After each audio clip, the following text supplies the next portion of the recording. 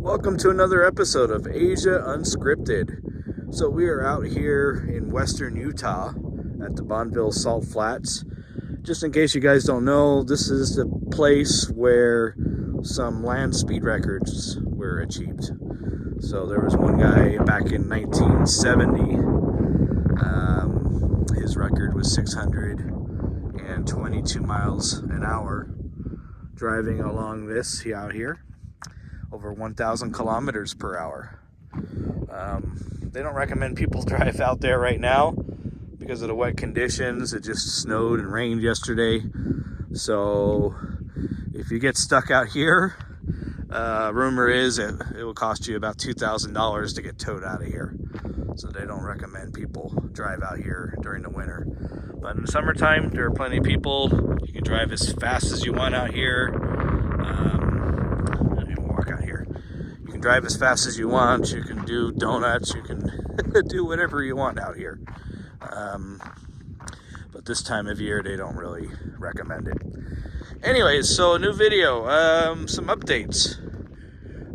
So people have started coming into the Philippines under the tourist visa. A friend of mine just did it last week. If you check out a channel called Vern Travels, he goes through the whole process of getting back into the Philippines, what he had to do. Unfortunately, he had to quarantine for 5 days, and I think it was 5 days or 6 nights. 5 nights, 6 days, that's what it was. Because his vaccination came from a country that wasn't recognized by the Philippines. So, but now he is out of hotel quarantine. He's spending the rest of his 14-day quarantine at his residence in Dumaguete, a place he hasn't been in 17 months. So he had some issues with that when he got back to his place. So people are getting in. The new caveat they introduced the week before they opened was now you need COVID insurance. So $35,000, and it has to cover the duration of your stay. So, if you need to get that insurance, I would recommend Safety Wing. But they don't insure anybody who's too old. So it's good if you're under 80. I believe it's under 80. You could use Safety Wing. There are other policies. No one knows yet if you need to have it for really the whole duration of your stay, because as you know, people can stay in the Philippines for up to 3 years, 36 months. So we'll find out when people start renewing if the BI is asking for that insurance or not. There was some question about if people can extend past 30 days. There were some videos, there were some vloggers, there were some rumors out there that you couldn't. You could only stay 30 days and you had to go. But recently there has been some people who've gone to the BI to renew, and they were able to renew them like you normally would. So that's the Philippines. So you can get in if you're fully vaxxed. If your vaccination is recognized by the Philippines, there's certain countries that they recognize.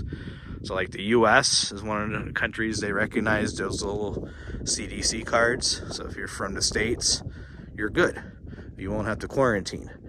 But if you got your vaccinations in a country they don't recognize, then yeah, you'll still have to do some quarantine time. Vietnam just announced this week they're going to reopen to tourism March 15th.